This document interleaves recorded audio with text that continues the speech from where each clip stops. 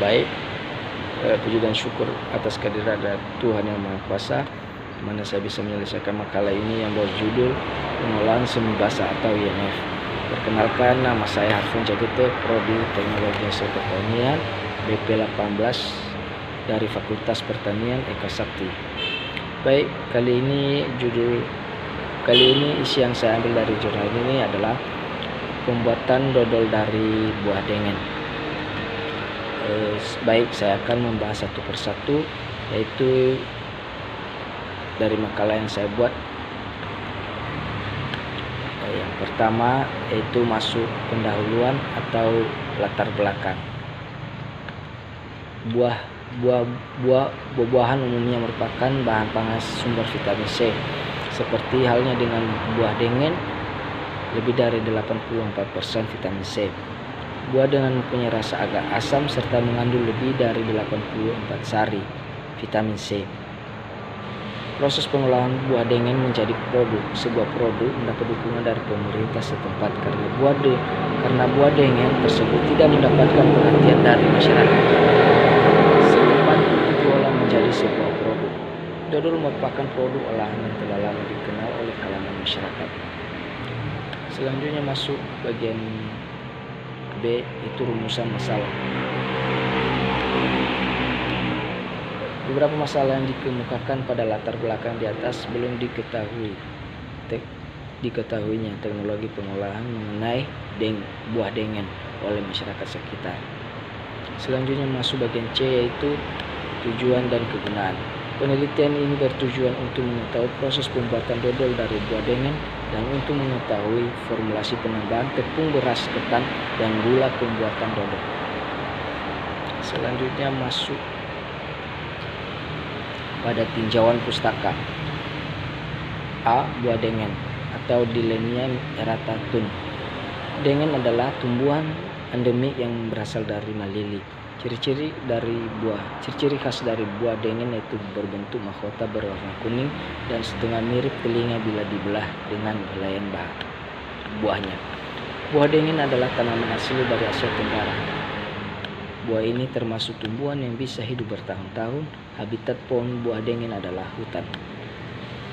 Selanjutnya masuk bagian B, yaitu dodol. Dodol merupakan salah satu jenis produk olahan hasil pertanian yang bersifat semi basah, berwarna putih sampai coklat. Dibuat dari campuran tepung ketan, gula, dan santan. Pengolahan dodol sudah dikenal masyarakat. Prosesnya sederhana, murah, dan banyak menyerap tenaga kerja. Selanjutnya masuk pada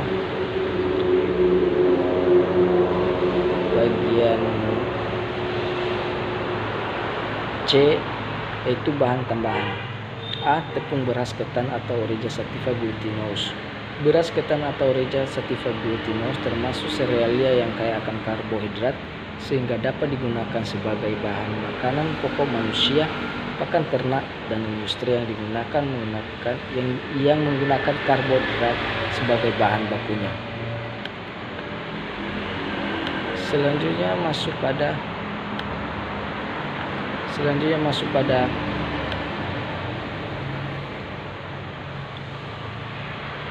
gula. Gula merupakan senyawa organik yang penting pada bahan makanan karena gula dicerna dan di dalam tubuh sebagai sumber kalori. Di samping sebagai bahan makanan, gula digunakan pula sebagai pengawet makanan, bahan baku, alkohol, dan pencampur obat-obatan. Selanjutnya masuk pada santan. Santan adalah minyak dari buah kelapa yang diambil secara pengoperasan daging buah bersama air dan penambahan air. Kelapa yang digunakan adalah buah yang tua agar sudah diperoleh santan yang banyak. Selanjutnya masuk santan adalah cairan yang peroleh dilakukan pemerasan terhadap daging buah kelapa parutan. Daging buah kelapa segar yang tua mempunyai kandungan air sekitar 50% dan lemak 30%. Karena dalam pembuatan dodol air santan diupayakan, maka yang menentukan produk akhir adalah minyaknya. Selanjutnya masuk pada D, makanan semi basah, intermediate moisture foods atau IMF. Menurut Carrel, menggolongkan pangan semi basah menjadi dua tipe, yaitu tradisional dan modern. Beberapa pangan tradisional adalah hasil olahan tanpa penambahan pemurtan, sedangkan tipe pangan semi basah modern adalah dibagi menjadi tiga tipe, yaitu penyeduhan basah, penyeduhan kering, dan pencampuran, di mana komponen bahannya ditimbang, dicampur, dimasak sehingga menghasilkan produk akhir dengan nilai seperti yang diinginkan. Selanjutnya masuk pada faktor-faktor yang mempengaruhi kualitas dodol.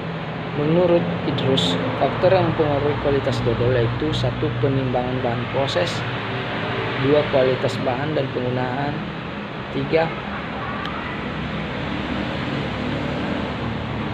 Selanjutnya masuk pada F. Bagian selanjutnya itu organoleptik, yaitu uji organoleptik dimaksudkan untuk mengetahui penilaian penulis terhadap produk yang dihasilkan. Cita rasa dari bahan cita rasa dari bahan pangan sesungguhnya terdiri dari 3 komponen, yaitu rasa, rangsangan mulut, bau, rasa, dan rangsangan mulut. Organoleptik merupakan pengujian terhadap bahan makanan berdasarkan kesukaan dan kemauan untuk menilai suatu produk. Selanjutnya masuk pada warna. Warna ada 5 hal yang menyebabkan suatu bahan makanan berwarna, yaitu A. Pigmen, 2. Reaksi karamelis, C. Warna, D. Reaksi antara senyawa, E. Penambahan zat warna. Selanjutnya masuk pada bagian B, itu rasa. Rasa berbeda, bau, dan lebih melibatkan lidah. Rasa dipengaruhi oleh beberapa faktor, yaitu senyawa kimia, suhu, konsentrasi, dan interaksi dengan komponen rasa lainnya. Masuk bagian C, yaitu aroma. Aroma adanya senyawa volatif pada buah yang memberikan aroma yang khas. Bahan makanan umumnya dapat dikenali dengan mencium aromanya. Aroma mempunyai peranan yang sangat penting dalam penentuan derajat penilaian dan kualitas suatu bahan pangan. D yaitu tekstur. Tekstur merupakan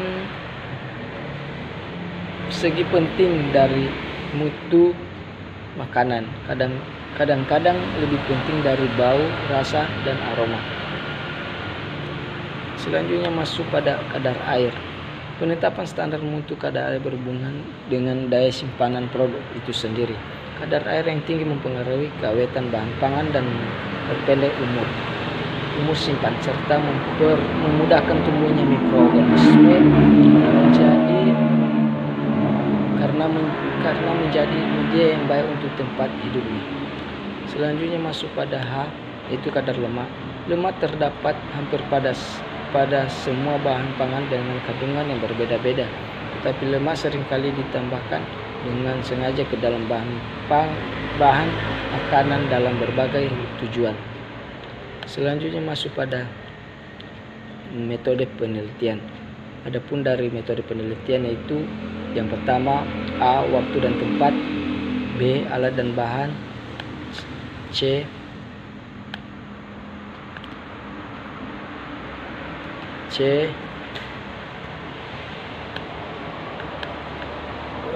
Prosedur penelitian yang terdiri dari penelitian pendahuluan, penelitian utama terdiri dari pembuatan dodol, yaitu A. Prosedur kerja. Selanjutnya masuk D. Perlakuan.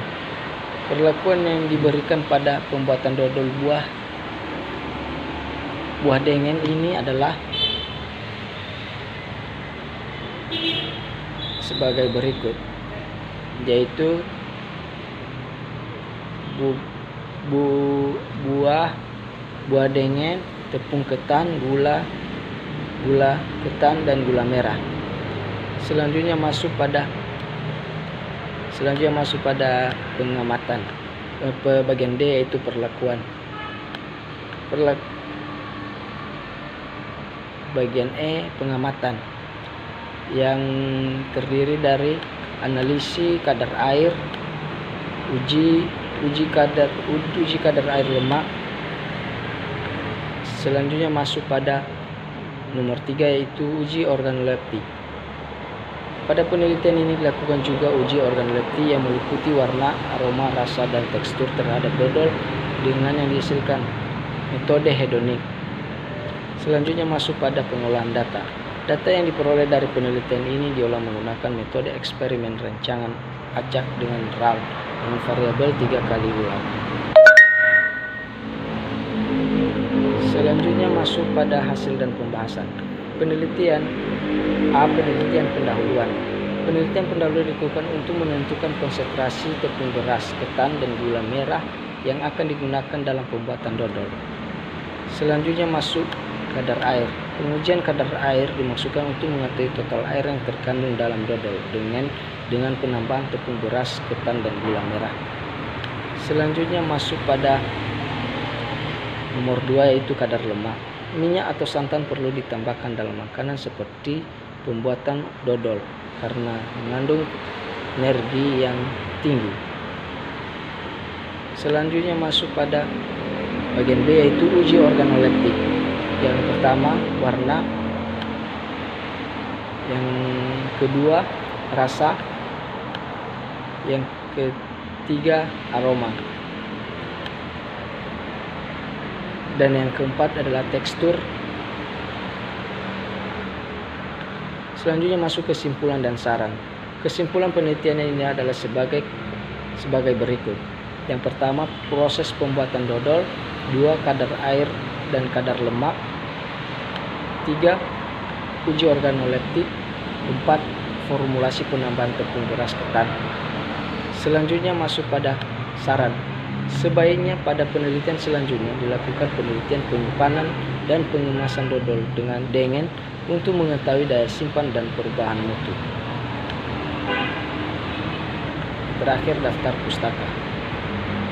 Baik, sampai di sini hasil presentasi saya. Jika ada kesalahan dan kekurangan mohon dimaafkan dan dimaklumi. Baik, terima kasih. Salam sejahtera bagi kita. Shalom.